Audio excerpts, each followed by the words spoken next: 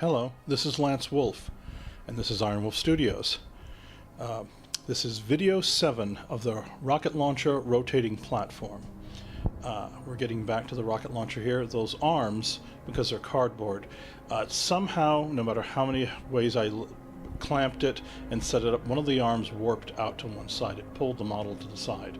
And that meant that with the rotating part for the pivot would be a little off. So I had to put a bar in between both pieces to make sure it lined up properly, and then tweak it as it was drying to get it so that when it rotates up, it won't rotate up cockeyed, off to one side. So when you're scratch model building, kit bashing, you run into little things like this depending on the medium you're working in.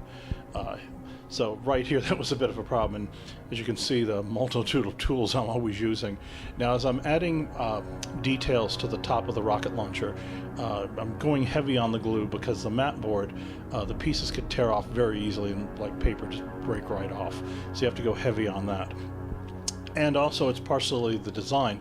It's rocket tubes, so there wouldn't be a lot of mechanism on the top. It would be more armored with some little access hinges or points. All the main detail would be on the bottom of the model. I would think that we added the more realism as to the functioning parts of the rocket launcher.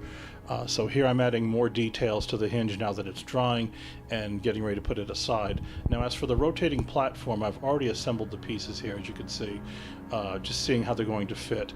As I've stated in other videos, when I start assembling parts based on the drawings and concept art I have, I will actually use the model parts to help drive the design. Once I find a part I like, that I work it into the concept art. And here I'm using a leveler, so I'm getting those two arms to dry as straight as I can. So when I go to put the pivot on it, I won't add any more weird stressful points on it. And here I'm starting to add the base and little parts to add strength to it. And in this case, you're in a sense doing what I would like to call underparts. You're not necessarily you're using a lot of parts here to drive the look of the model to realism, but a lot of it sometimes could be covered up. So you want to think ahead as you're building, like this is the base. Here I'm adding what I would think would work for something kind of hydraulic lines. So I kept in mind that this piece, since it's a rotating platform, what the mechanism would be to rotate it and what would be required to operate it. So in this sense, this is what drove the parts.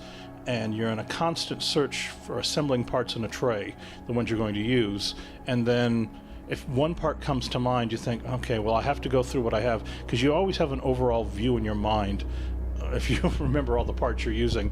And as you can see there on the table, he says, shot of the video I was watching a Godzilla movie. But here now I'm adding strength to the little rotating part, the mechanism that which will prop up the rocket launcher when it's in its launch position. And the model became so saturated with glue that parts started to melt, so you actually have to at some point walk away from it and let it set. And please always wear rubber gloves, because it really, the glue will have to wear off. But now I'm getting ready to assemble certain parts, certain mechanisms.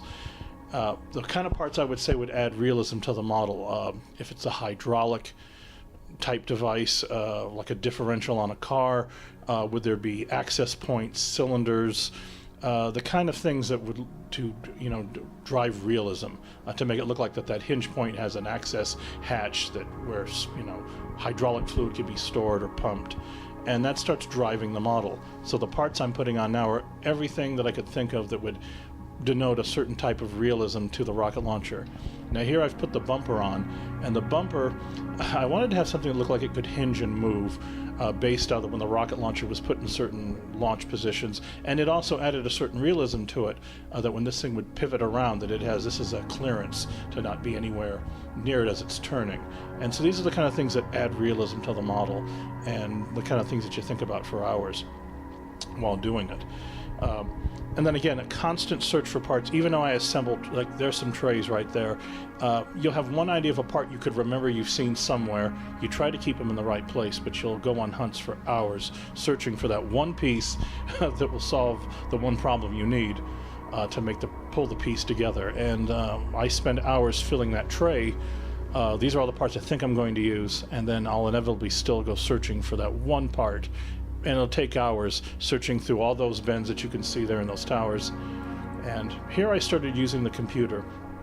I was running into a position where I wasn't sure where the pivot point should be on the platform for the rocket launcher. I didn't know if it should be slung more forward or back, and I wanted to test that. And since I'd already scanned in pieces of the model and then masked them out when I was using it to cut parts for cardboard, that really served as a great aid for the pivot point on the rocket launcher as to where it would go on these parts sticking out.